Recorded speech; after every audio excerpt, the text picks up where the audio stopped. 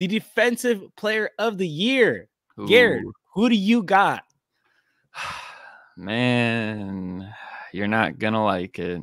Uh-oh, I might. No, because my defensive player of the year is Rudy Gobert. I mean, like, you can't deny the Timberwolves. They've been like the biggest juggernaut on defense all year long, and like he's been the biggest reason why. But the feeling that I already get from this year as his defensive player of the year that he probably will win is that like it's the last one. You know what I mean? Like, when you get that feeling where it's like, okay, like it's kind of done. Like maybe same thing with when the freaking Warriors won a few years ago, and it's like this is their last ring. Like that's kind of the feeling I get with Rudy Gobert winning Defensive Player of the Year this year.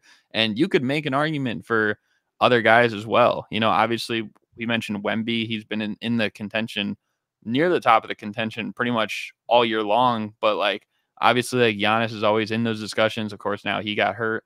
But like I just think there's not really a whole lot of competition this year as maybe like previous years, because it's like even like the Bucks have been terrible on defense, so they're not really gonna put Giannis as like a real defensive player of the year threat, or Brook Lopez, even though maybe they'll get like all defensive or something, so they'll be in the running, I guess.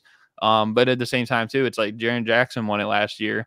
The Grizzlies suck, and he's like hardly played. And then Marcus Smart's even played less, and he was the defensive player of the year before that.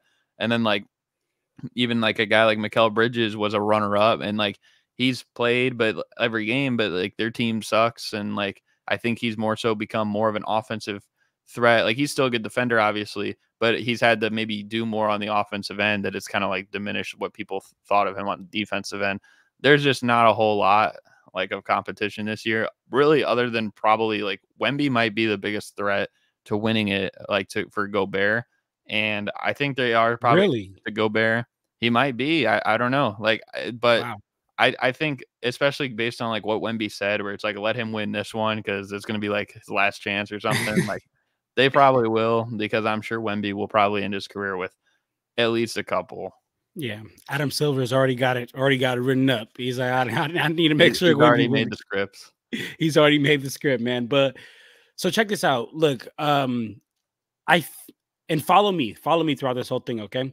So I feel like it's Anthony Davis, okay? I feel like it's Anthony Davis, but I cannot leave Rudy out of the conversation. I cannot leave Herb Jones out of this conversation. I cannot leave Bam Adebayo out of this conversation, because all three of those guys, not Anthony Davis, but I mean Rudy, Herb, and Bam, have been the best player on a team that's had a top 10 defense all season long. But at the same time, for an argument for Anthony Davis, like, can you imagine how bad the Lakers defense will be without Anthony Davis? I don't know if you've watched much Lakers games this season, and their defense is literally takes a dramatic dip off when he is not out there. And when he's out there, the defense is, I would say, like average, maybe above average at times. And that's literally all because of Anthony Davis. It's not because of any other player. We don't have a good perimeter defender. We don't have nobody that besides Anthony Davis that's good inside.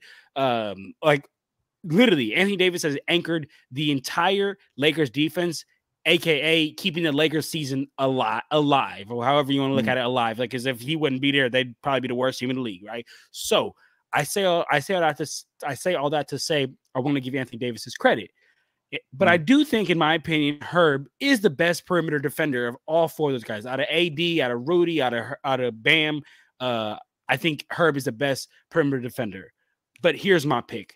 With the improvement that I see from Rudy Gobert in the perimeter, it has to go to him, bro. It has to go to him, bro. Like, honestly, look, like, we already knew he was it. We already knew he was this amazing rim protector. But in my opinion, what I've seen this season is the jump of him in the perimeter, right? Like, he is I'm not saying locking players up in the perimeter, but he isn't getting put on as much of an island. Like, that literally was a thing. Like, that was a big reason why the Jazz was just never able to succeed. It's like, all right, cool, we're gonna slow this game down, get into a half-court set, bring Rudy Gobert out, island work, and he was getting demolished and the Jazz weren't going anywhere. And granted, that might happen come playoffs. I don't think it will from what I've seen so far this season, but this is a regular season award. And what I've seen regular season is he's had a lot improvement on the perimeter. Opponents are shooting 48% from the field when they're shooting inside 6 feet with him as the defender. Best in the NBA. He individually has a defensive rating of 104.1, which is top of the league. He's anchored, like how you said, he anchored a defense. He's anchored the Timberwolves defense, who's been top 3 in defensive rating all season long. The Timberwolves are currently allowing 46 opponent points in the paint, which is second in the NBA. And Rudy Gobert is anchoring that defense, anchoring the paint. The Timberwolves are number 1 in defensive rating, bro, in win shares. They have the best half-court defense.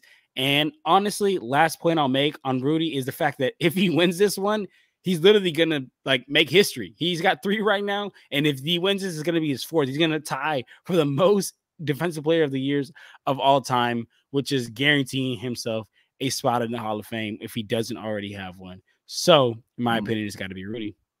Yeah. I mean, what I will say with that, first of all, is that while, you know, at least throughout the regular season, like on those Jazz teams and stuff like that, like it wasn't, I guess, exploited as much because you're also playing teams that are near the bottom, you know what I mean? And maybe philosophy wise, like not every good team is going to show like all their cards in the deck, like at one point. So when the playoffs came around, like a lot of times that's where he kind of got exploited. So I still am a little bit nervous for that, even if maybe he's had like some bright spots throughout the regular season. But I don't think that takes away from like him winning a regular season award, like you said.